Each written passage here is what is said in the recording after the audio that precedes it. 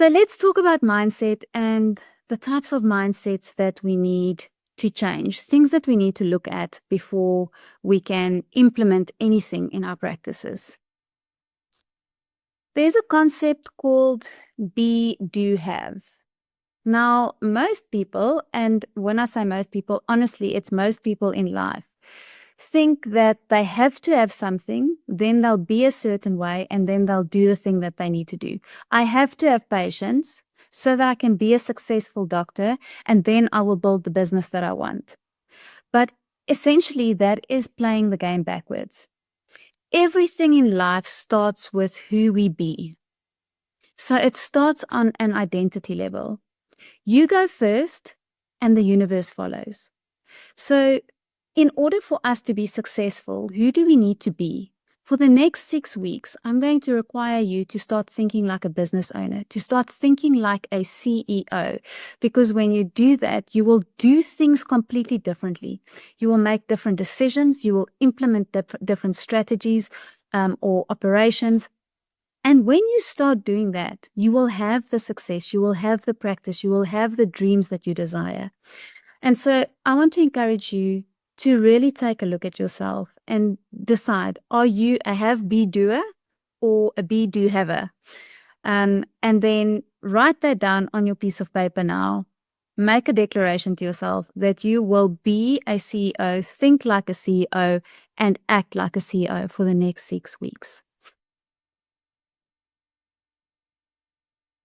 Now, if we want change over the next 6 weeks, what we require, what any change requires, is a clear vision. You need to know where you want to go. So we can't go on a journey if we don't know, number one, where we are and what our destination will be. So from today, you will know where you are, and we're going to do that in an exercise a little bit later. And then where you want to be in 6 weeks' time, or in 12 weeks' time, or in a year's time. That vision needs to be very clear, because according to that vision, we are going to build out a strategy over the next 6 weeks.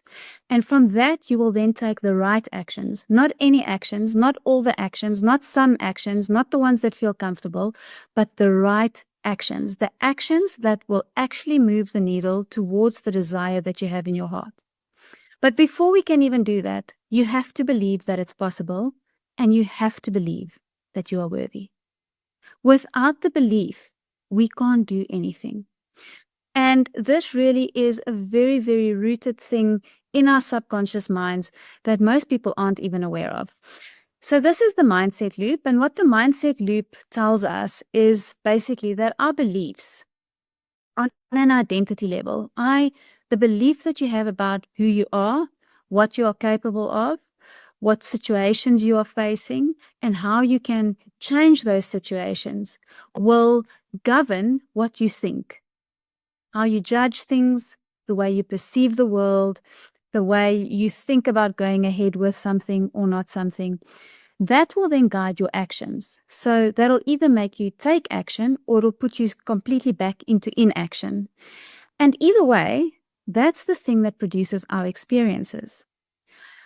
Our experiences then reinforce our beliefs. So let me take an example quickly.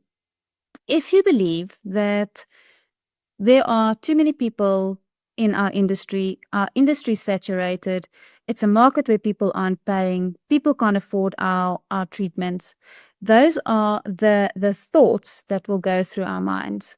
It's senseless. I need to drop my prices. I need to go back and, fall back onto what I know about business or about practice and go and do something that I might not be loving. That will then guide our actions. So we'll stop taking action, which will then reinforce or produce our experiences. We won't have patience. We will charge below what we are worth, not making money, which then all the way goes around and reinforces our beliefs. However, if you change your beliefs, if you say, I'm in a market that's constantly growing, I don't know where I am going or what I'm doing yet, but I'm busy figuring it out. I am worthy of making all the money in the world. I believe that I can serve patients to the best of my ability and provide solutions for those patients. Then the thinking changes. How can I provide solutions to my patients? How can I run a profitable business?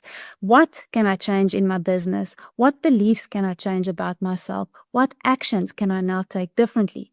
And that then sets off a whole different set of actions. Now, all of a sudden, you start looking at patient acquisition. So, how to acquire patients in an ethical way that they come into your practice so that you can actually give them the solution to their problems. And then that shows us a different experience. All of a sudden, through word of mouth, all of a sudden, through profits that increase, all of a sudden, through a client that refers you via word of mouth, all of a sudden you start seeing changes. And that then reinforces the belief that actually there is space in this industry. I am worthy of doing what I want to do, and I can obtain what I want to obtain.